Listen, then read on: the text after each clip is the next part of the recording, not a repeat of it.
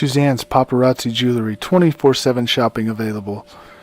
160920 is the code. Show her some love, like she showed us.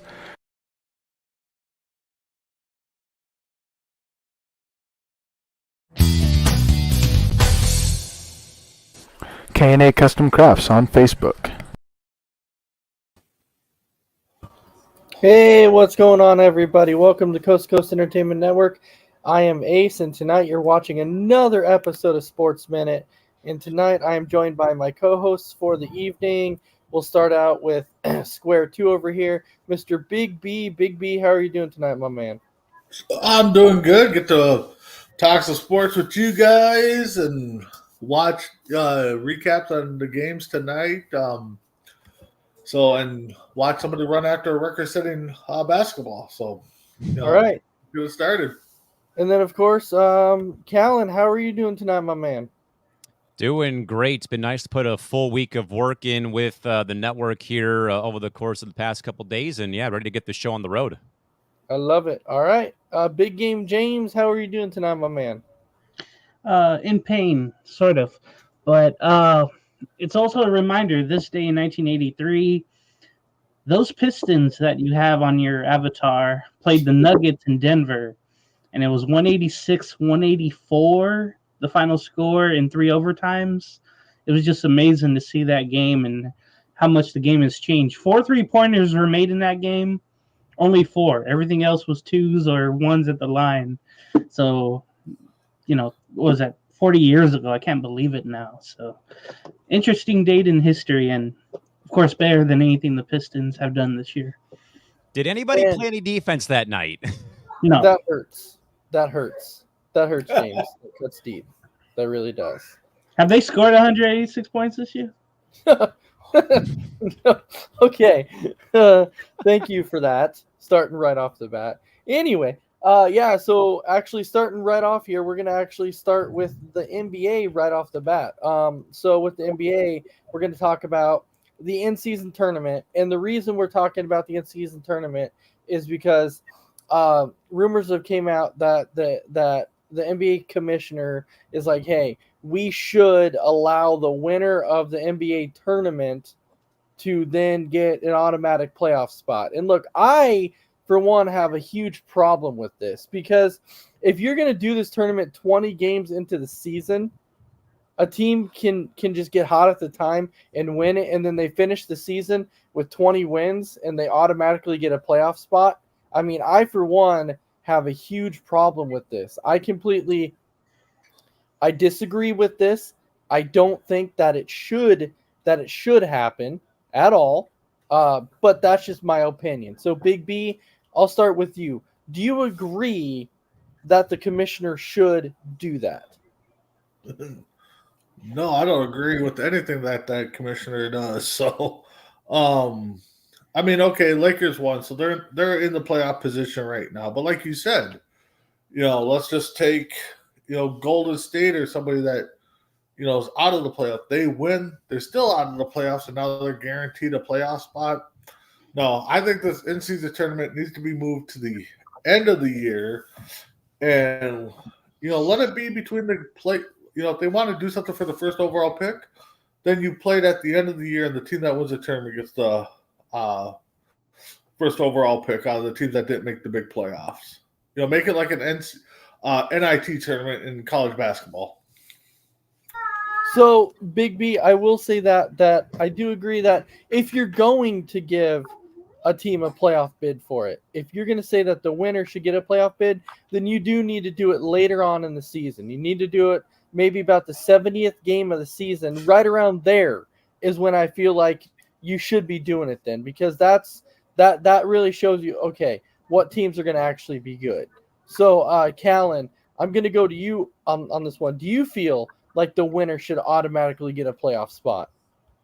Probably as the lone proponent who is in favor of the in-season tournament being where it's at, I think that a playoff berth automatically given is at the bottom of my radar. I think you still go with the cash prizes. You go with maybe draft pick compensation. Like there should be other rewards given to whoever wins this in-season tournament. But an automatic playoff berth, though, I think you guys are all in agreement, or we're all in agreement here, that you could basically play hard for the first 20 games, play 7 or 8 IST games, and then kind of in a way just coast to the postseason, knowing that regardless if you finish, 70 and whatever, or you finish 20 and 70 or 20 and 52, you're going to get into the tournament or into the playoffs regardless, which I think would go against the whole play-in tournament that the league put in basically in a roundabout way during the bubble season in Orlando in 2020 to finish off that season, where the play-in tournament was praised by a lot of people. And I think it really has generated interest at the end of the season. So now it's almost like you have two competing aspects here. You have the IST for what I've always been saying, or what I've been saying on Press Row, is you lock in early season TV viewership on ESPN and Turner, because this is a bargaining chip for their media right packages when it comes up in a year or two. You've gotten fans involved into coming to games during the IST. You averaged 18,000 fans in every building for one of these games. Player participation, I know it's now required, but it really did go up, which goes to my long-standing argument about being in agreement with KD and LeBron that if you put something on the line, regardless of when it is, in November or October or in March or April and in the postseason, players will go out there and play for all the marbles. And also that it stoked the fire for expansion in Las Vegas.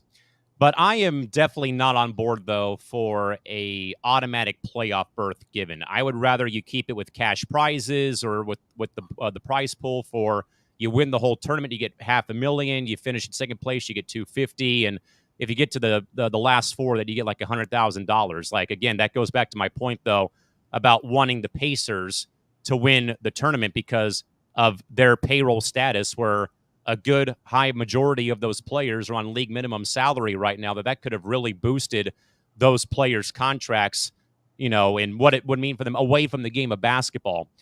But I mean, again, I thought the IST was a good success, but again, like I said on Press Row on Monday, now things can be tweaked. You've seen where we're at here with where the tournament is and what you can do to adjust it and tweak and add in or take away things that you probably didn't think worked. But overall I thought it was a great job done. But at the end of the day, no automatic playoff berth whatsoever given to whoever wins the IST. All right, James, what is your thoughts? Ooh, okay, so I can't see this happening just because it would diminish all the regular season work other teams have done. So I do not want that to be the case. They want the regular season to be meaningful, and if you have this, as a berth, then you're given the incentive where it's like, hey, we could play, you could play the in-season tournament, don't have to play the rest of the season.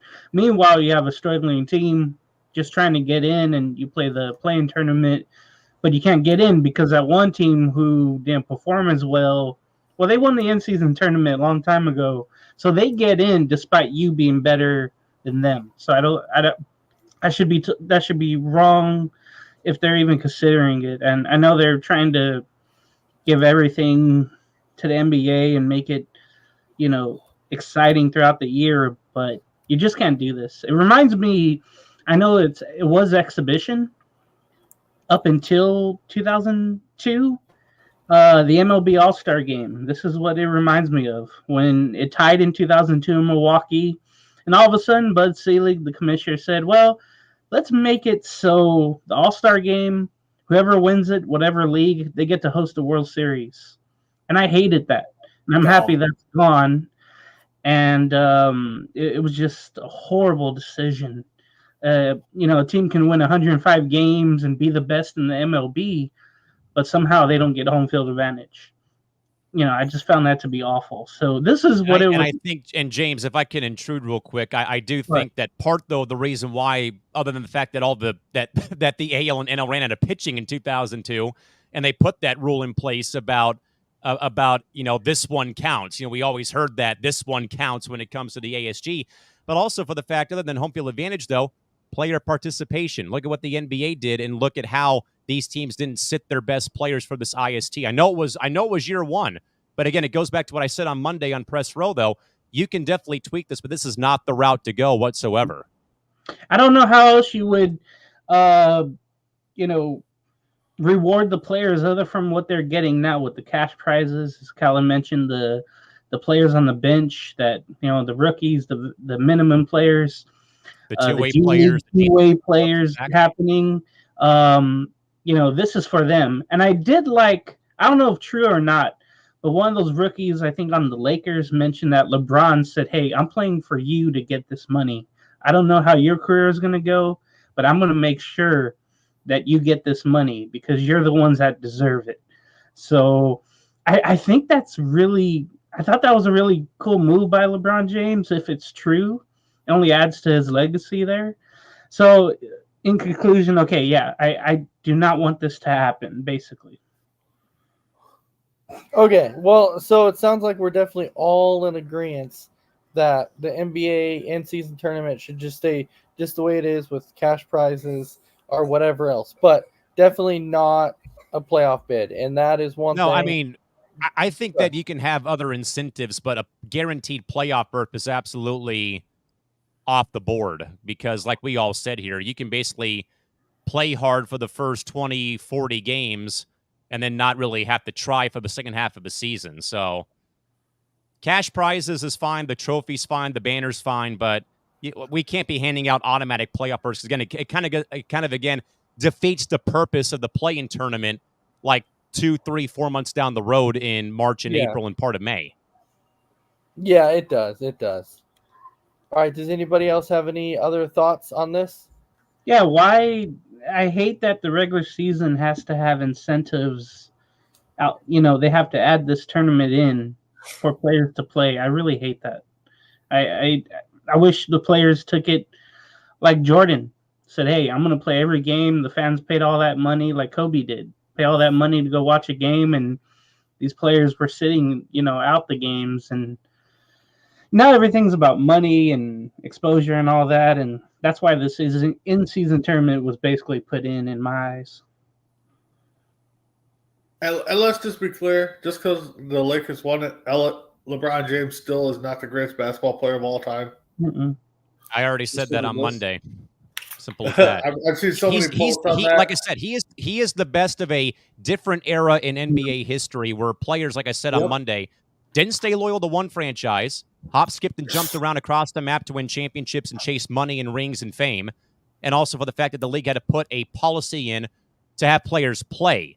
Mm-hmm. Again, it's Jordan, it's Russell, it's Kobe. Those are my main three for greatest of all time debate. Case closed. Yep.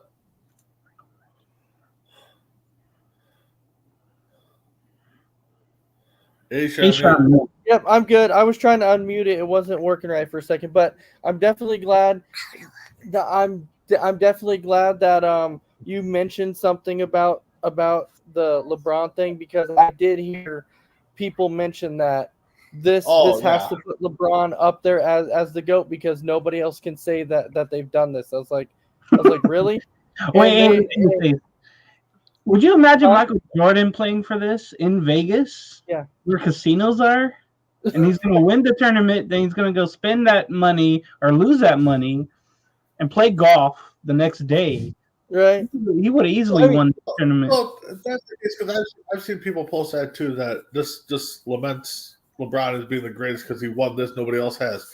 Well, there's 11 other players on that team that also won it too. So does that kind of put them into the greatness category because they won this tournament too? Well, and somebody posted today about Anthony Davis, and they're like, Anthony Davis is the first player in NBA history to win an NBA championship, to win college basketball championship, and to win a NBA in-season tournament. And I was like, you got to be kidding me. I was like, how can you start posting this crap when they've only had one? Come on. We all knew this was coming. But I think to wrap up my thoughts, though, I thought, despite maybe what anyone else out there thinks, that this was a great idea. Now tweak it and make it better and make it evolve as the games go on, though. Though I love some of the court designs, player safety is still a very big paramount proportions right now. Heard a lot of stuff about the courts being, slick because of the paint jobs, though. But again, maybe I'm the lone man on the island here, but I absolutely love the idea because at least it locked me in on slow nights when I wouldn't be watching hockey to watch some of these IST games, though. And again, I think the numbers do speak volumes, though, that ESPN and Turner get a 30% increase in television viewership during slow nights in the middle of the week when we're not, you guys aren't caring about the NFL, where you locked in people for 2 games a night on ESPN or TNT. And that, I think, though, is what really speaks more to the league, though. Like, you got something good here. Now make it better and make it evolve and improve it as more time goes on. Exactly. I'm with you, Kellen. Year one, now evolve it year 2. Yep, exactly. So I want to thank you everybody for their thoughts on that. We'll go ahead and go to our next one, which is about Juan Soto getting traded to the New York Yankees. So, Callan, since I know the Padres are your team, I'll go ahead and I'll start out with you. Is this big for the Yankees, and does this really hurt the Padres? Hallelujah. It freed up $40 million in money for the Padres by packaging Soto and Grisham to New York, though, and it got the Padres back pitching and also a secondary catcher. But in all seriousness, though, is, first of all, and I never had a chance to say this, though, but, man, it's been a whirlwind month dealing with the passing of Peter Seidler, the Padres owner, who began to lay out the blueprint. He opened up the first time ever that a Padre owner, other than maybe Ray Kroc back in '84, almost 40 years ago, come next season, who really opened up the checkbook and really wanted to bring star talent to San Diego, California, and be a part of the Padre organization. And Peter Seidler passing away, though, it's like I wrote, guys, on the web, it made me just feel like that this is like when Tony Gwynn Sr. passed away, when Gene Seau committed suicide in 2012. It really was a very sad, somber day in San Diego, and I spent my whole day listening to sports talk radio. The only other day I could compare it to was when the Chargers left for Los Angeles at 6 o'clock in the morning back in January of 2017. But certainly, though, Juan Soto being dealt, though I know he was a bit of a fan favorite here for a year and a half, almost 2 years being here, though. But the Padres being stuck, though, in financial hell, basically, because of the Machado contract, that was the extension, Bogarts and Fernando Tatis Jr., Jake Cronenworth's extension, Yu Darvish's extension, kind of saddled the Padres in a bad way, though, and there was no way, no how that the Padres could be able to afford paying Soto that much money, though. And frankly, despite the fact, though, of Juan was a great addition, though, he got us back to the postseason and got us to the CS. He had the big game-tying hit against the Dodgers in Game 4 of the DS, though. But, guys, I've had a lot of reports, or I've heard a lot of noise, having a lot of connections and friends who work in the San Diego media, and I'll keep them anonymous. But I've heard a lot of really negative pub that Juan Soto was one of the, if not biggest, cancers in the Padre clubhouse this past season. There were some reports that had come out, though, that Juan's family, because I guess the Padres have a family room somewhere down by the clubhouse that the families could go into before the game's over. His whole family would go in there and they would not want anyone else's wives or kids in there. They hogged the whole space. He'd be late for the bus to go to the airport. He'd be late for flights. He'd be late for team meetings. He'd be late for position player meetings. And it kind of in a way, was an avalanche of problems that then came the Padres' way, because we had guys. And then, of course, though, guys, all of the ludicrous nonsense that we were hearing from that Padre clubhouse this past season about, Soto and Bogart saying, well, I can't hit second, I can't hit fifth. Manny Machado back in late April saying, fans better not be hopping off the bandwagon, because once we start effing raking, you're going to wish that he didn't jump off the bandwagon already. And then, Nelson Cruz was asked, at one point, what was wrong with the team? He literally passed the buck to somebody else, who then passed on to somebody else. And this kept recurring throughout the course of the season. And then Bob Melvin would be just hands up, like, what do I say to the media? Because the players just aren't taking the accountability, and I can only do so much to basically protect you guys from the criticism of the media and the baseball writers and stuff. And sadly, I think a lot of this falls on Juan Soto. And I don't want to blame all of it on Juan, because it could go to Manny, Xander, and Fernando, and the team as a whole, though. But there was always something, though, about Juan Soto coming here that it was great, though, when it happened. But once the honeymoon phase kind of came out and went, a lot of Padre fans, I feel like, gents, kind of in a way wanted him out after a series in Seattle where he flat out tells the media, yeah, tonight we quit. Maybe we'll get him tomorrow. So you're admitting that you're quitting on the job in the middle of a season in August when you still have a chance to make a late run. They make that late run and still miss out on the postseason. But regardless, guys, there was a friction, chemistry issues, no cohesion. And sadly, I think that he might be the sole reason why, other than other reasons, though, as to why I think that the Padres scuffled last season. But, though, I mean, he's a great player, though. But the Padres were not going to be able to afford another big, long contract in general. But dealing him away to the Yankees with Trent Grisham freed up almost $40 million in salary for San Diego to go and get some more players, which is absolutely humongous, though. And that the return that they got, though, from the Yankees with the pitching that they got, which is really a huge need right now, starters, relievers, because of the question marks of Snell not coming back, Hader not coming back. Like, big move by the Padres, though. And, for the Yankees, you get a very young, budding outfielder who's going to wear out that right field porch for sure in the Bronx. And hopefully, and maybe even as well in Boston and maybe in Baltimore and in that division as well. For the Padres, for me, it's hallelujah. We got pitching, we got a catcher, and we also freed up money, which I think is absolutely humongous right now in wake of Peter Seidler's passing, and that the Padres, right now are trying to just restock the payroll for the long haul for next season. All right, James, what do you feel this means for both teams, either positive or negatively?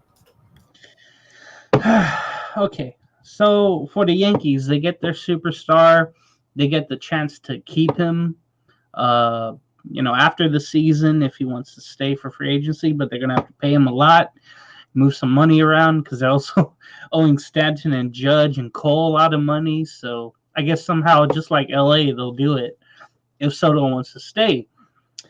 So, yeah, the Yankees got their outfielder, which they really needed. Other from Judge, they had no one out there because Stanton doesn't play the outfield anymore. So that was a really good move for New York. And seemingly, as I look at this, they didn't really give up as much. I know they didn't want to trade Michael King. He is 28 years old, though.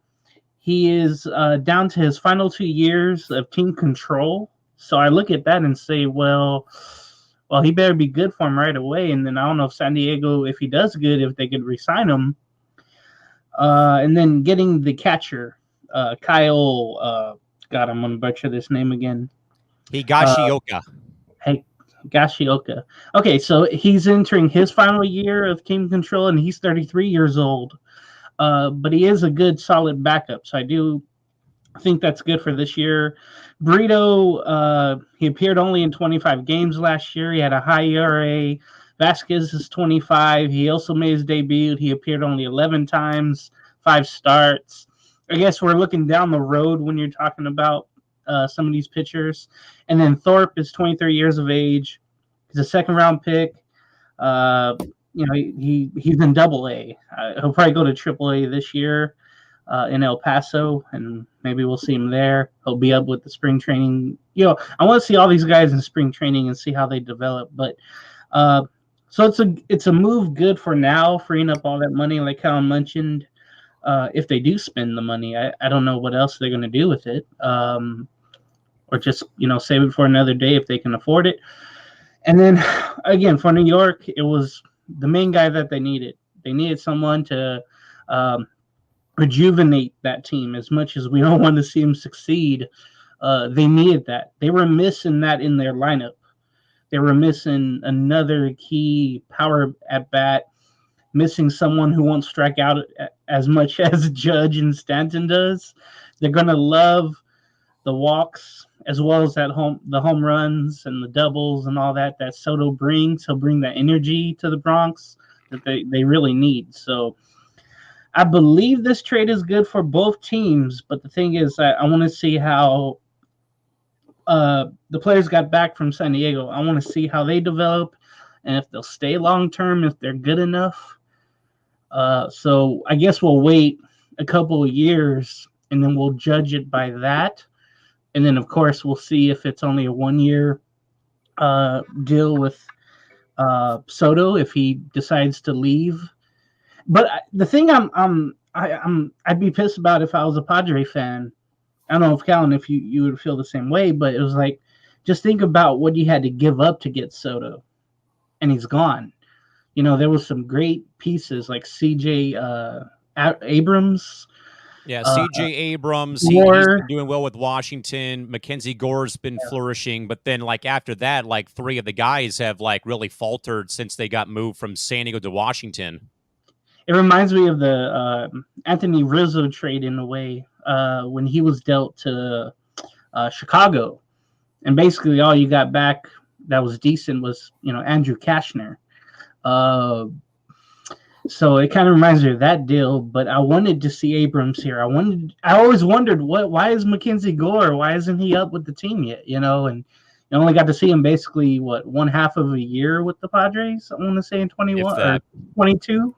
So that's the only thing. What could have been, but you're hoping King can replace Gore, and then after that, you're just hoping those other pitchers can blossom.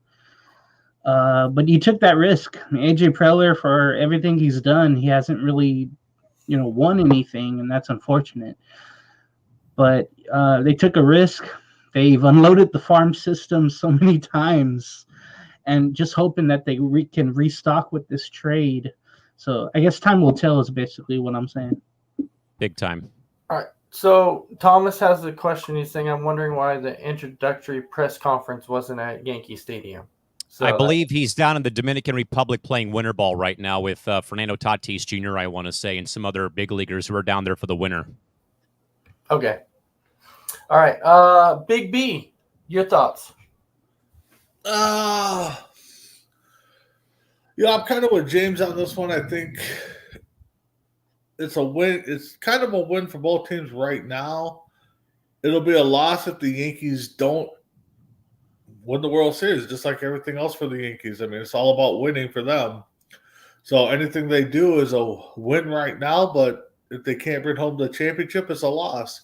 For the Padres, Callan, you know more about the Padres and what's going on in the media. So if he was the cancer and the downer in that locker room, it's a win for them, getting them out of there. But for them, it's going to be a win if they improve from last year. So I think right now it's a kind of a win-win for both. The season plays out, we'll see where the teams are sitting at. As a non-Yankee fan, I hope they falter and I hope the Padres flourish. But as a baseball fan, I think right now it's a win for both to kind of see where it goes this year. All right. So thank you for that, Big B. And Thomas says thank you. You are welcome for that. All right. So transitioning on here, let's go ahead and drop this one out. We'll bring the so the next one.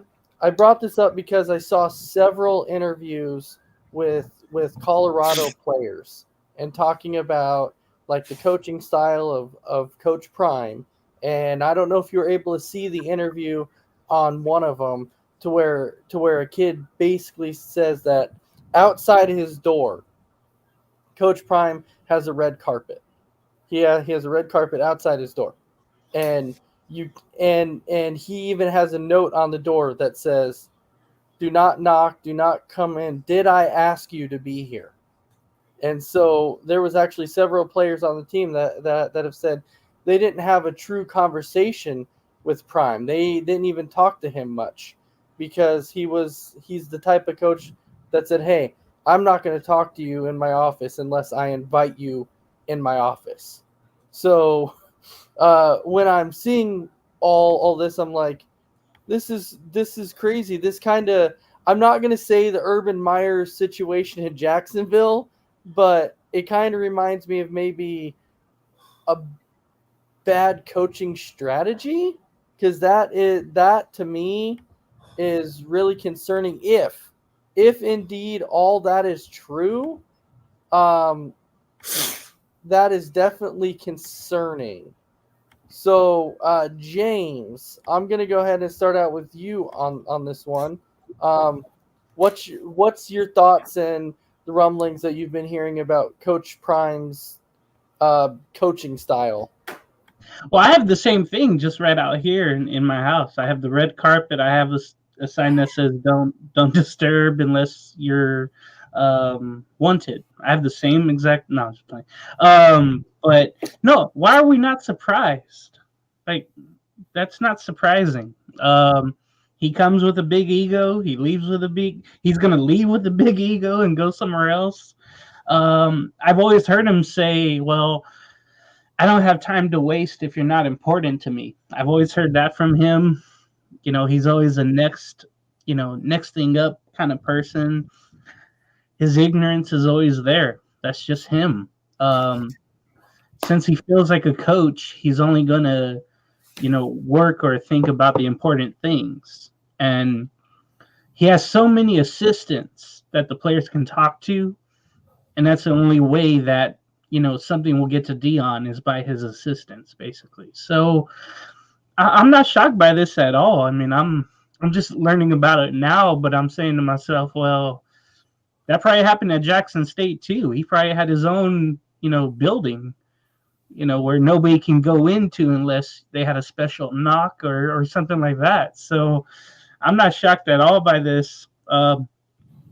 He's going to do this everywhere he goes. Eventually, I don't know if he'll go to the NFL, but I know those players are probably sworn to secrecy, but probably some of them are seniors or some of them are going to transfer anyway, so they're just letting the cat out of the bag.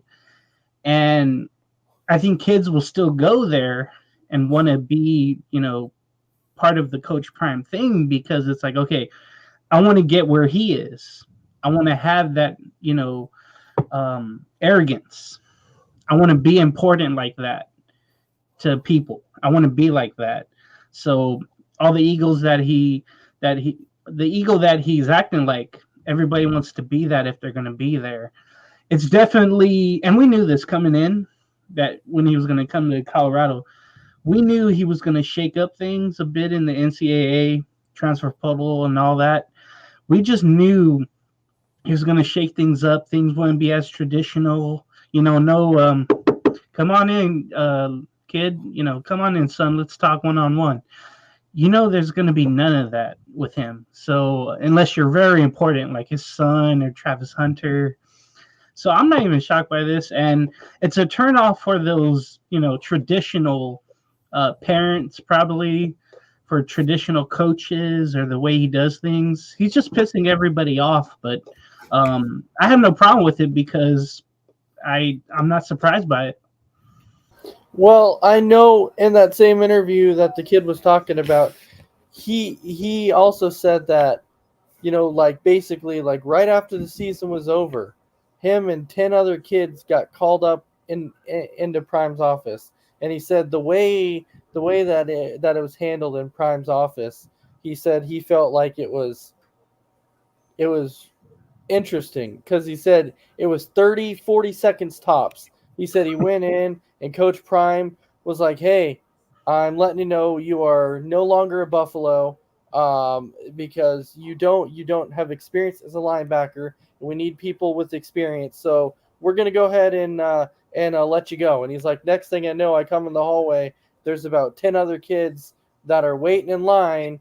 And then he said, I get on the elevator and I'm leaving. And he's like, I'm thinking maybe the other ones lucked out and talked to Prime about something else. And he's like, but then the elevator came down and the elevator doors open and I saw a bunch of kids crying and walking off the elevator. And he's like, that's when I knew. So and it was like immediately after the season was over. So Big B, what's your thoughts? Whew, man, that's a tough one because when he first got inducted or introduced as the Buffalo quarterback or coach, I'm sorry, I actually kind of liked his motivation speech and talk about how he wants people here to play and stuff like that. If you don't want to be here, there's the door. You go out, I'll find somebody else that wants to play for me or whatever. So I kind of like that aspect, but yeah, this not having your door open for your team to come talk to you, to get pointers, to get help, stuff like that. Yeah, that's kind of a red flag for me. If I'm a parent, do I want my kid to go play there? I don't know. So I think James is onto something, though. I think once the teams start or the players start going and graduating or going into the transfer portal and leaving Colorado, I think we're going to start getting how Prime is in the locker room and with his players and stuff. So, I would bet in the next couple of years we'll start seeing some reports on how it was hard to play with Prime, or he's just not the coach that they thought he was. But yeah, I got mixed feelings just because I liked how he riled up the team right away. Said how it was going to be, and now to hear that you can't come in unless I invite you in, or I brought you here, or I wanted to talk to you. That part I don't agree with on that part. So Thomas is saying if that's true, that's concerning. Which, you know what, I do agree with that, because I do feel like you need to be a coach that is willing to talk to any player that wants to come in and talk to you. Yep. I feel like you need to be that type of coach. That is leadership. So, Callan, what is your thoughts? I think it's plain and simple that Deion Sanders is running the Colorado football program like this is the NFL. He seems to be a head coach who basically, in a way, is running this like it's an NFL operation. If he's trying to, like, in a way, like, put 10 players on waivers or in the transfer portal, it seems like, or cutting them off the roster, hoping that new kids come in, like, I think it's a very unorthodox approach. But I agree with Brandon, though, that I was more on board for Deion because of his motivational speeches that he would give before games. But then as the year went on, though, and Shador got hurt and Travis Hunter got hurt, and like they're two or three big weapons, Shador and Shiloh both getting hurt at some point, along with Travis Hunter getting hurt, playing both sides of the football. That's where I think the train got derailed for Colorado. I think once you took one, two, or all three of those players out of the equation, Colorado was basically, almost easy pickings with those three guys not being there.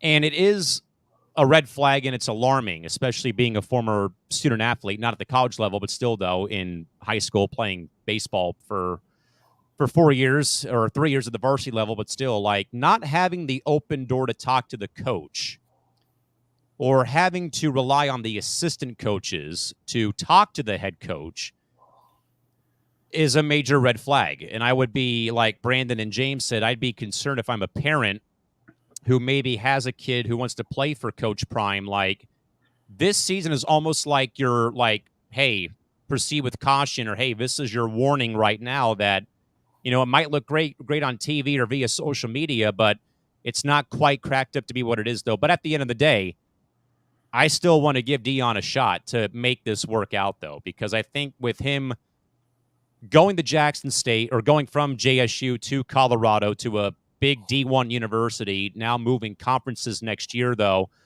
and again, it might be me just stuck in my own podcast element of the whole, economic impact in the media and business side, though, but again, look at how he simply turned around a program who's been dormant in college football since the late 90s, maybe, or early 90s or late 80s, when they were last really well known in college football. Like, I more, again, look at it through that angle, though, that every home game practically sold out. Boulder, Colorado turned into probably the biggest college football mecca in the Rocky Mountain states and on the West Coast, probably, other than USC and UCLA or UW or Wazoo. And that his impact alone, is good for college football in the sense of turning around a middling program. Not him going to Bama, not him going to Georgia, not him going to Michigan, but going to Colorado and Boulder, 20, 30 miles away from Denver, and turning around a program who hasn't really been on their, at their apex since the 90s or the 80s when they were last relevant back in the old, Big 12 or whatever conference they used to be in, though. But at the same time, from the athlete perspective, though, this is concerning because, like I said, it's not all cracked up to be what it is, though, especially when, 10, 20, 30 kids on this roster are basically like released, like this is the NFL, like they get called into the office. That is concerning. That is really concerning, though. And again, it's more of like that proceed with caution sort of ordeal. Like it might be good and all you're playing for, a pro football Hall of Famer and a multi-sport athlete at one point in time, but his coaching philosophy is very, very unorthodox. And guys, and James said about assistants, one of his coordinators just took the head coaching job here at San Diego State University in Sean Lewis. And he kind of, in a way, already has like that prime effect, though, where he told the media at his introductory press conference, buy your tickets now because our offense is going to be putting up a lot of points. Like, oh, great. Now we're going to turn SDSU into a Colorado 2.0. Like, it could be a good thing, could be a bad thing. But once again, it's not all cracked up to be what it is, though. But again, I still give Dion a shot here to make this a lot better. But right now, not the best. All right, so Thomas saying is going 4-8 really turning a program around. It's better than what because they won one game all season. Simple as that. So it is the start of it. I don't think it's fully turned around. Of course, it's not because they can still improve, but I think it's you can see the start of it turning around. Yeah, it's definitely Could be.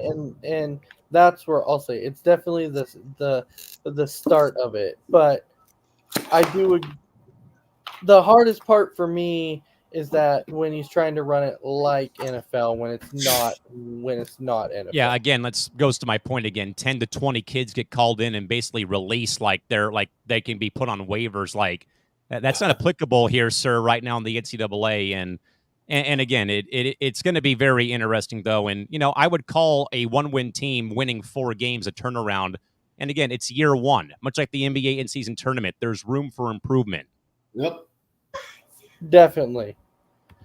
All right, so jumping into our next topic for the evening, sticking with college football.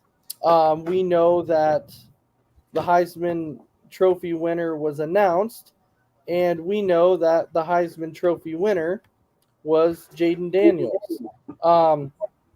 And there was a lot of, was that the correct person who won it? Because there was a lot of talk saying, you know what, it should have been Penix Jr., it should have been Bo Nix.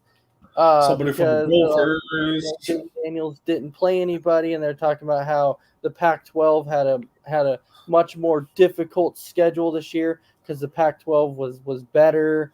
When you look at Jaden Daniels' number, they were actually really good. They were similar to Bo Nix. They were similar to Penix Jr. So that's where it's like, okay, I could see why Jaden Daniels got it, but do you feel like they got it right? So James, I'll start with you on this one. Do you feel like they got it right? Whew. Loaded question. Okay. I think the reason Bo Nix didn't get it, although he did have comparable numbers to Daniels, was because he lost the championship game, the conference championship, to Washington. And I think the SEC is looked at to be more important than the Pac-12 because the Pac-12 is, basically gone now. So I think Pac-2 of the Mountain West Conference. Yeah, that's bad. So I think that's why Bo Nix didn't get it, because even though he had a great season, he just lost that conference championship. And Michael Penix, I think the quarterback from Washington, kind of at the end of the season, he didn't perform as well. He had more interceptions than before. I think he lost it. It was all about style points. Just how, Alabama got in and Texas got in. The Heisman is the same thing. It's all about style points. And then did you win in some things. Carson Beck from Georgia, he didn't have the sexy numbers, I think. And then they lost to Alabama. Speaking of Alabama, Jalen Monroe, remember, I think the first 3 games he was back and forth with two different quarterbacks, either starting or coming into the game, and he finally, grabbed the horns, and he did pretty well. But his numbers weren't as good as Jalen Daniels. So Jalen Daniels, I'm looking here, 40 touchdowns through the air. Then he had 10 rushing touchdowns as well. He had 1,134 rushing yards and then 3,812 passing yards through 12 games. I don't know if he'll play for his bowl game because nobody does that anymore. Probably not. You're going to be if you're going to be a NFL draftee. So that's the reason I'm not going to the Holiday Bowl in San Diego because, well, Caleb Williams isn't playing. So why would I go? Neither is Louisville's quarterback. Wow. Well, I could see that too. So, and I think also Jalen Daniels, leading up to the Heisman ceremony, he said, I think I made my case here to get invited up there. And I think he's a brash young man. He ended up concluding the season with a 42-30 win over Texas A&M. So I think he got it just based on style points. And then the numbers, the 40 touchdowns. I know he's tied with Nix, but he also ran the ball more than Nix had the 10 rushing touchdowns. So I think that's what put him over Bo Nix, despite Daniels and LSU going 9-3 this year, 6-2 in the SEC. But still, I think they put Daniels as the winner just because Bo Nix lost that conference championship in the Pac-12 and the SEC is superior over the Pac-12. I think those two factors had it because that's how Daniels won, I want to say. So I guess he got it right just based on logistics. All right. Big B, how about you? Do you think Jaden Daniels was the right choice? It's tough. I mean, James, you put out the stats, which, that tells, 99% of the story, and it's typically right. I mean, if you look at the record, Oregon went 11-2, LSU went 9-3. So who was a better impact on their team? I mean, to me, the Heisman has turned in just like the MVP in the NFL. It's a quarterback award.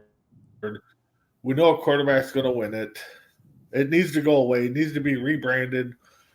Like I said on C2C yesterday, it just needs to, be open to everybody because we all know at the beginning of the year that you're betting on the quarterback, to win it in both leagues. I just, for this year, yeah, they probably got it right. Some probably said they got it wrong. I don't know. I mean, it's not a shocker quarterback won it. I mean, we know what the biggest shocker is in NCAA right now, football, but I just think they need to revamp it, open it up to more of the offensive players or defense, maybe, make the Heisman for each position. I don't know, but to me, the Heisman is overrated, just like the MVP trophy in the NFL. Well, the only reason, I know a few LSU fans here, and I work with a few LSU fans, and when Jaden Daniels won it the next day, I was like, hey, congratulations, for Jaden winning it.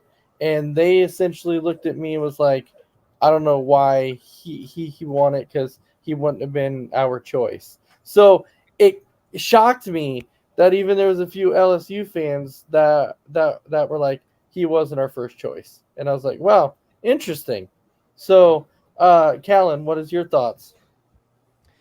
Not much. The Heisman is a lot like not just the NFL, but a lot of league MVP awards, where I think that the stats are like 99% correct, but they don't tell the full story.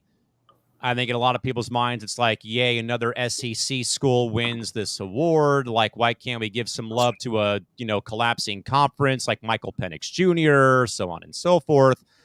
And I already said my piece about, college football on press row. I about blew a gasket again once more again about, I feel like that Michigan should be disqualified from the CFP for the fact that Jim Harbaugh's had 2 strikes on him for recruiting and for the sign stealing issues, and that FSU and Georgia should be in. That's not the point here. But I think, though, that Brandon and James are both right, though. And, maybe I slightly disagree about getting rid of the Heisman or revamping it, because I think regardless is that it doesn't matter if it's a quarterback, a defensive lineman, or the kicker. If you're at an SEC university, you're gonna get like at least a vote, if not more votes, because it's the big brand name. Like Ohtani going to the Los Angeles Dodgers, it's that brand name out there. Where, again, I don't watch a lot of football, NFL, college, or whatnot. If I do watch college, I'm watching FCS football because I work at a FCS university where they actually have their playoff priorities correct, where they let more than 4 teams in every year. But honestly, I would have probably banked on Michael Penix Jr. being the Heisman winner, because when I would watch on TV, I was very impressed with his play, his patience, his delivery, how he was able to throw the ball down the field, and things of that caliber. But again, I have very feeble knowledge of football in general, the American version at least, though. But and again, I don't know though if this was the right guess or the right person to win it. But again, I think it goes to Brand's point, though, that it's more of a quarterback award, though. But at the same time, I think the last time I can recall a running back winning it, wasn't it Derrick Henry fairly recently with Alabama quite a while back, or Devontae Smith winning it during the COVID the COVID season in 2020, 2021. But regardless, congrats to all the guys who were at least named for the award. But I think that Christy and Brandon are right, though, that the award is slowly becoming basically irrelevant, almost like every MVP award in pro sports, because it's not really about how you perform. It's how big of a brand name do you have? Are you Aaron Rodgers? Are you Connor McDavid? Are you Shohei Ohtani? Are you Patrick Mahomes? Like, again, like my press row bias is coming out here. What's going to sell to the fan base out there? And it happens to be a kid who plays at a SEC university. Not worthy people from Washington or Oregon or university like that. Oh no, SEC, got to get this kid the award. When probably, maybe in a lot of people's minds, like Adam said, he probably didn't deserve it. But at the end of the day, he won it. Congrats to him, though, for a great season. But there certainly needs to be something where you award like Brandon said, though, on Rankum, you do awards based on the best guy at every position, not just one overall. Like, this is like a de facto MVP, but it's become like a de facto quarterback award over the past 5 to 7 years, maybe, if that. All right.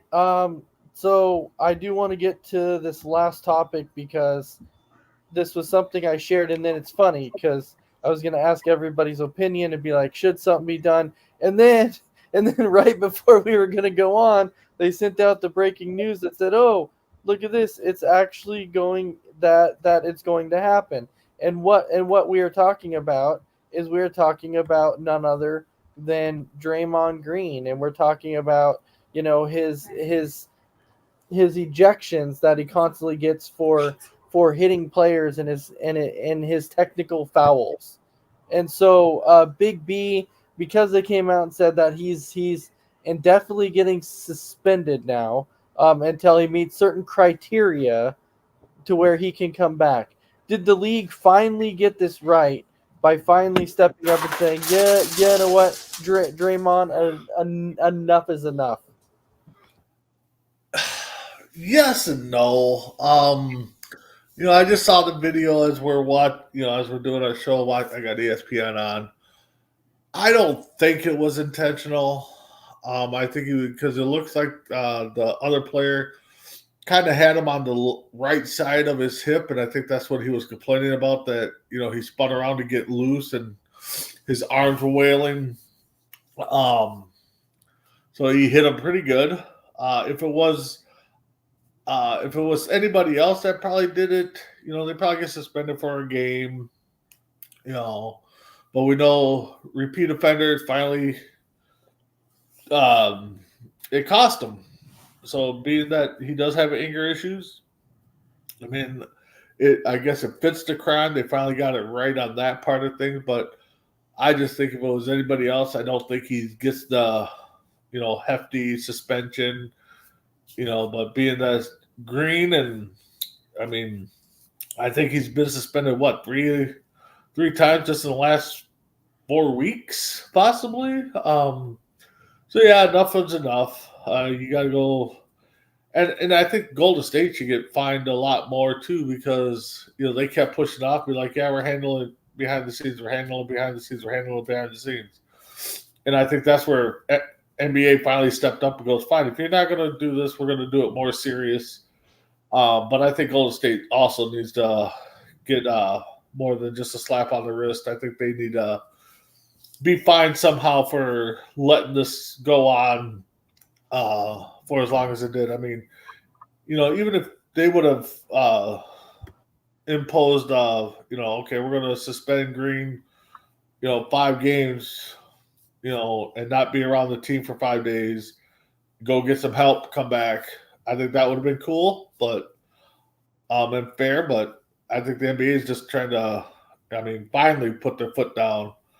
But like I said, I'm kind of mixed on how serious it was. But again, knowing that Green, it kind of, I get why people are upset. And yeah, he should be wailing his arms around, trying to get away from somebody. So, I guess in the short term, I think NBA did the right thing finally. Yeah, and it's like you said, Big B. Maybe it wasn't, on purpose. But when he has a history of doing what he does, that's when the NBA is going to be like, okay, Yep. I don't care if you're telling me it wasn't on purpose. You have a history of doing this, which makes me think you did this on purpose. So I'll go to James and I'll go to Callan. So James, did they get this right? Yeah, but the thing is, he's been ejected 3 times already this season. The first time I remember, he had a shoving match with Donovan Mitchell, Yep. and he just retaliated, and it was all him. It's always him.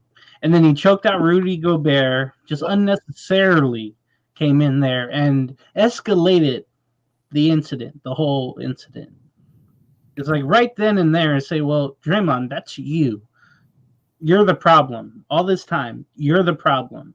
He's been ejected 19 times in his whole career. And most recently, it seems like it's been happening more frequently this season, I should say. He's had a history of, kneeing Adams in the bells in a playoff series, and then I think in the same year he had a thing with LeBron or something, and he was suspended for a finals game in which they lost that series to Cleveland. Multiple, technicals where he just kept chirping at the referees. He thinks he's a superstar, so he can get away with it like players of that caliber can, where you just get one, and then you can do whatever the hell you want. You can say whatever the hell you want to a referee. He shouldn't get that superstar treatment, and luckily he doesn't. I mean, there was a time, I want to say 3 weeks ago, they were playing an in-season game in Sacramento, and he got a technical, and he just kept chirping. I'm thinking to myself, why hasn't he been thrown out yet? It's because it's an in-season tournament game. That's what I concluded. But he's a repeat offender, and I think the NBA now is not what it used to be. You can do this, in the 80s, 70s, 80s, 90s, early 2000s, until the Malice at the Palace. And then that's when everything has been, was it disciplined even more. And I just think because Draymond Green is a repeat offender, finally, okay. And you know what? I don't think anybody's saying this, but I think it's good for him. I don't know if it will help him because I just think he's that confrontational to the point where he thinks he can get away with stuff. He's like, if you remember Dennis Rodman, he would get into players' skin, but he would never, actually like hit someone or fight someone. Unless you're a camera guy. Yeah, yeah, in Minnesota too. But it was never any players though, because he always wanted the other player to get in trouble and get his mind out off of the game. So I think he's trying to be Dennis Rodman, but with more malice, where to the point where it's hurting his team. And nobody's saying this, but I can definitely tell that I think Stephen Curry, Steve Kerr, Klay Thompson in some way, I think they're all sick of his act, where it's like, okay, maybe, remember he got an extension, or they brought him back, I should say, in the offseason, and they had to pay a lot for him. And they had draft picks that went bad, James Wiseman, among others, that were going to be his replacement. But I think they were so intimidated by saying, hey, or Draymond saying, hey, if you lose me, you lose what we built, So I think he bullied them into re-signing him. And if he keeps doing this, where you keep missing games, it's like you're not going to be as successful. So I think he's trying to be Dennis Rodman, but he's actually acting on these acts. He hit Nurkic. It was intentional. I don't know. And Nurkic just had his hand on Draymond's back from what I'm looking at. And then Draymond, I think it's a mental thing, first of all, where he's just, I think he's just got overtension. I don't know what it is, but hypertension maybe. But he's always been like this, where the little amount of contact he gets, frustrated with. Now Nurkic just has him on the post. All he has is hand on his back, basically. And Draymond literally does a roundhouse, slap to the face. I know he wanted to punch him. I know he wanted to, because he knows he'll try to get away with something. I think finally the league said, hey, like Big B mentioned, you got to step in. You got to stop this. It won't be like John Morant's suspension, because that's way off the court and other stuff. But I think it'll probably be where he misses, I want to say, at least 10 games. I know the other times was like maybe 1 or 2 or 3 games.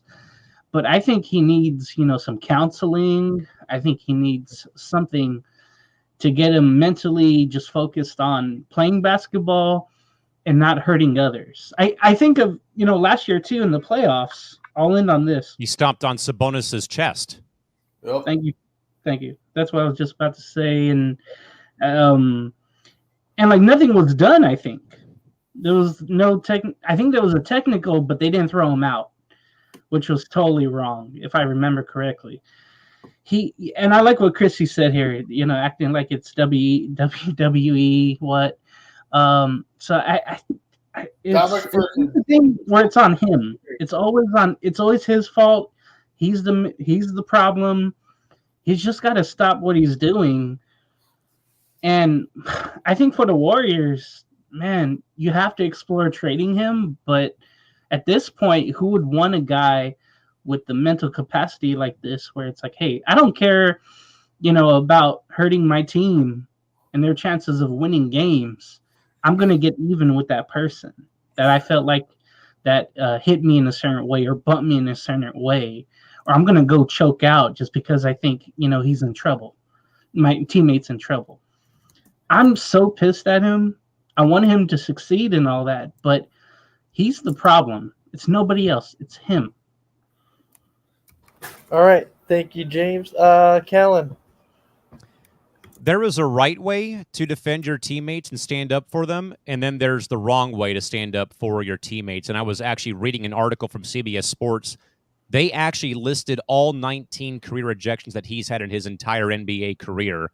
And when I read the quote, though, about him standing up for his teammates, like, okay, that's cool and all. But again, there's a right way to do it, and there is a wrong way to do it.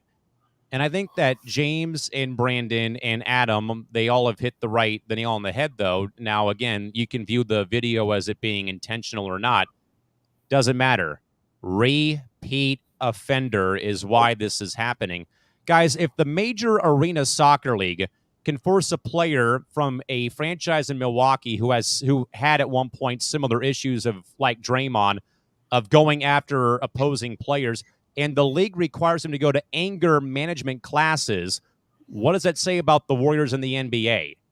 That you have a different sports league out there who actually required a player to go to anger management classes after he had basically, beat up opposing players several times. I think that this is more of an issue, and not necessarily from the NBA standpoint, but this is, I think, though, like Brandon said, though, I blame a lot of it still on Golden State. Like, how does the franchise not step in some capacity and say, Draymond, look at the record, look where we're at. We can't have you continue to go out there and be an idiot and a pest in a bad way. You can be a pest, but you cannot be doing it this way where you're out here cold clocking Josef Nurkic, intentional or not. And I think, guys, this also goes to a point, though, about not necessarily a fine line, but I've been sitting here thinking, though, about like how the NHL is out here basically. They cut down on the number of times that a player can fight before they get suspended. I think that number is 10. You can have 10 fights in a NHL season before you face a suspension. And then I also know that there are penalties on ice and off ice and fines if, in fact, that you instigate or you start or you continue an altercation whenever that this does happen. I think Brandon is onto a good point, though. Forget like suspending Draymond. Now, I applaud the front office of the league saying, this is your poster child of repeat offender. Basically don't be like him. But now it's a indefinite suspension. I think that this would have to be almost like Rafi Torres, who played for the San Jose Sharks. I know I'm comparing apples to oranges, folks, but hear me out here. Rafi Torres basically ended the season for a Anaheim Ducks player with a very malicious boarding penalty in the preseason. He got a half-game suspension. He got 41 games for illegally boarding a player in the preseason that he missed half of the season. I think if this trend continues, that you have to begin wondering about the Warriors getting fined for every time he does get suspended. If they don't take care of it, then one has to wonder, does the NBA begin giving out longer suspension sentences like a 41 game, if not a full season suspension, if this behavior continues? Because as James alluded to, they're trying to get away from what happened with the Malice in the Palace. They're trying to get away from that style of basketball being played because it really hurt the NBA credibility when we had this whole entire fray breakout between Indiana and Detroit, where, fans got involved. They got very ugly, all the fines and suspensions. But again, though, like I said, there's a right way to go about defending your teammates, maybe like a Dennis Rodman, but don't be like Draymond Green and be the bad way when it boils down to this at hand right now. And, and I kind of feel bad for Steve Kerr, where I think he's had to answer a lot of questions. I feel bad for his teammates. And I know that, Draymond may have said, it wasn't intentional or whatnot, but I really feel bad for Steve Kerr, and I feel bad for his teammates because Draymond Green has single-handedly left his team out to dry by him being suspended for the Donovan Mitchell situation, for the chokehold of Rudy Gobert. That was a 0-0 ball game, like maybe, 2 minutes into the start of the contest, and then all hell broke loose at Chase Center that night. He comes back, and now this happens where, again, just because of a bump by Nurkic, he turns around, cold clocks him, knocks him to the floor, and then he gets thrown out of the game for a flagrant 2. So I think that I would probably begin, though, where the Warriors need to put their foot down and do something. Find him, make him go to anger management classes, talk to a therapist. And if that doesn't work when he comes back, I think he's under a massive microscope, if not a magnifying glass. Well, That you know, too, if there's anything small that happens, that he might be on extremely thin ice coming into the game, where he may have to begin playing like he's about to foul out. Because I think he would probably know when he comes back, if I make one mistake here, they're going to throw me out of the game because I've been repeating the same offenses over and over and over again, that I can't control my emotions from taking a bump from Nurkic or taking a bump from LeBron, where I have to resort to basically knocking these dudes' lights out because either I'm not getting a call here like James was alluding to or things of that caliber. But you know what, though? It's a gray area in a small way. But I do think, though, that the Warriors need to do something. I don't think that you can trade the guy because, like, you know, despite what maybe we have said about maybe the Spurs, you know, after they lost their 18th straight game, though, by Thomas. But do you really want to bring in a guy who seems to be toxic on the floor? I mean, he may be like a great like clubhouse or locker room leader, but he doesn't lead in the right way, though, where he's getting suspended and he's leaving teammates out to dry by not being available because his emotions get the best of him when the moment is too big or it's or what have you. And especially I think, though, that the one that mainly still upsets me is you get thrown out of a game 0-0 in the first quarter and there's still fans coming into the building and you just got ejected from the game when the full building's not even there yet and you already got ejected in a 0-0 game against Minnesota. And then I think that the chokehold was very disturbing. That was more of like the disturbing one that I thought should have been more than 5 games, though. Yeah. But now I think, though, with the indefinite suspension, it's almost like, okay, Draymond, you're on strike 2. You already had the one with Mitchell. You had the one here now with Gobert. You know, maybe Nurkic could have been strike 3 for a longer suspension. But I think they got it right, though, with the indefinite suspension and that he has to meet criteria from the league. And now the Warriors have to say, you have to meet our team, you know, our team-issued guidelines, too, now, or you're not suiting up anytime soon. But it's, you know, it's still, though, a very tough scene, though, for Golden State, though, seeing, you know, one of their leaders not being able to keep himself on the floor, though, and letting emotion get the best of him, sadly. So, you know, it popped up again on ESPN here, and I was kind of watching when you were talking. His reaction when they threw him out, it was just like, whatever. And he just Run right off like nothing happened. So, to me as a teammate, it's like, dude, I mean, you know, yeah, you are, but you just don't care that you just let your teammates down. You know, yeah, I mean, and I even think that his post-game remarks, though he apologized to Nurkic and stuff, though, like, even, like, the whole entire thing, you know, he cold clocks Nurkic. Then, like you said, though, Brandon, his actions when he leaves the court, though, is just like, ho-hum, big deal. Like, do you not realize what you're doing here, putting your team in this predicament again for the 3rd time this season? Yeah. I think he covered it because I was listening to it on the way home when I was leaving my card game. Yeah, the NBA and the team needs to come up, and I think they are working on some kind of guidelines and outline for him to, you know, have to go to some classes, have to, you know, probably meet with a shrink or whatever they call them nowadays, therapist, a couple times a month, you know, maybe on off days and stuff like that. So he's got to do a lot. I would say we probably don't see him until after the All-Star break. That might be a little bit far-fetched. I would think we probably don't see him for the remainder of the month, maybe. Maybe Christmas Day he comes back. You know, that'd be 12 days from now, so he'd miss like 4 or 5, maybe 4 to 6 games. If he's able to meet the criteria in 2 weeks, I think he'd be back. It depends. I know a lot, you know, like I said, when I was listening to it on the way home, they said that, you know, they would think, you know, end of January All-Star break is where they're thinking at because, you know, depending on what the guidelines are, I guess that could be the thing too. You have to take so many classes, you got to see so many hours with the therapist or something. So it probably depends on what the guidelines are for him to get back on the court. I would think it'd have to be like he has to complete like certain number of certain number of like course hours of like anger management 101, therapy sessions maybe to get his emotions out of him. like there may be criteria there where it like because I think my college degree actually says on mine completed X amount of course hours. Like you have to complete like 200 hours or 100 hours of time with a therapist or anger management classes. Like there may have to be like some kind of stipulation there. Yeah, I mean, I agree, Thomas. You know, I mean, Yeah. I think though, like I said though, if you want to really, I think,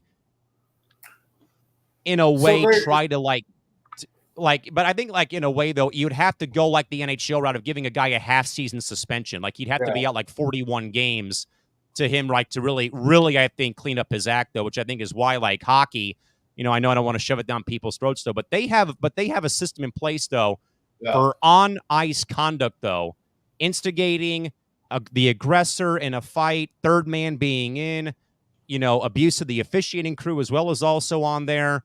And you know, and things like they really have really clamped down. And even I think though, like the 10 fight rule is even good though. I know it's not quite where hockey was though, but again, trying to make the game safer. But again, 10 fights though, or in this case, 10 ejections for Draymond Green would mean another suspension. But I think, like I said though, if he does come back, whenever that maybe is, he better play every game like he is on his 5th foul. Where if he fouls at any point, he's probably going to be thrown out of the game for something stupid that he's done. Or did. Yeah, they're just showing too that if he'll be fined or he'll lose a paycheck of 153K for now until 20 games, and then after that it bumps up to 202. So, you know, we'll see where it goes. Go ahead, Cal, and finish it off. No, I mean, you kind of hate to have a poster child in a sporting league like the NBA, where you have to have like, don't be this guy basically. But again, when it's not clearly written out though, now I do, like I said, I like the stance that the NBA is going, where it has to be league met guidelines with team issued guidelines that he has to meet as well though. I like that. I think the only way that he can really, I think, truly cut this nonsense out of your game is you start suspending guys for a half season or like a quarter of the season. Like, you know, so a quarter of 82 would be like what, like roughly 21, 22 games, probably 22 games. That would have to kind of be the thing, though. Now, again, this is not the NBA back in the bad boy days of the 80s or with Rodman. But still, though, like, I would think it'd have to be like about 22, like a 21-game suspension the first time around, the half season for strike 2, then a full year for strike 3. Then if it's anything after that, you may have to start saying, hey, no more of this stuff. You're kicked out of the league. Yeah. No, you're right. All right. So Adam had to step away for some family stuff. So with that being said, we'll go around the horn here. James, final thoughts? Good to be here. Good to talk sports again, and I don't think I would rather been anywhere else than here tonight after the day I had. Ooh. All right, Callan. You know, it was actually funny, Brandon. I went back and rewatched your episode with Tim earlier today from Tuesday, I believe, for ranking. You guys were basically ranking your top 5 categories for certain criteria for if you were a commissioner for one day. Yep. In sports and in pro wrestling. So I know you guys didn't talk hockey, but I did do my top 5 based off what players have said. I'll read them off real quick. So ranking mine, top 5 for what I do for the NHL. The power play continues after a goal is scored, where you don't have it cut short because you scored. Like it goes the full 2 minutes. Any goal that's kicked in like soccer should count, because if you're able to redirect the puck in off your skate, but he can't actually kick it in like a punt in football or in soccer. Thirdly, this one was actually pretty interesting that Charlie McAvoy actually said from the Bruins. The team who was shorthanded can still get called for icing if they're on the penalty kill, where you can't just clear it all the way back down the rink and have waste time that way. Believe it or not, number 2 was actually relaxing the dress code for players on game day. Where the NHL I think it's required that, but players have to wear suits and ties to games in the NHL. I think like relax it a bit, where guys can almost be like baseball players and basketball players, not Kyle Kuzma or Russell Westbrook, but at least like be able to show off their personality. And the number one, honestly, longer regular season overtime before it goes to a shootout. Yeah. No, yeah, I saw those. Maybe maybe a 10-minute period, or you play 2 5-minute OT periods, then you go to the shootout. But that's where I would probably go with those top 5 for ranking when it comes to the NHL. No, that's good. That's good. Yeah, we'll share those with our Rankum fans on Tuesday or Wednesday when we do the show. But with that being said, my final thoughts are, it's great to talk sports. As we're watching ESPN, get ready for Christmas Day games for basketball. The weekend starts Saturday now with football. Saturday 3 games on Saturday. Let's go. Yeah, so with that being said, keep checking us out. C2C has a lot of great shows with C2C Rankum. Callan's grid show that he hosts, Press Row. Check that out, James. You can see him on Entertainment Hour. You can see him on Morning Tailgate. So with that being said, see y'all next week on SportsMinute.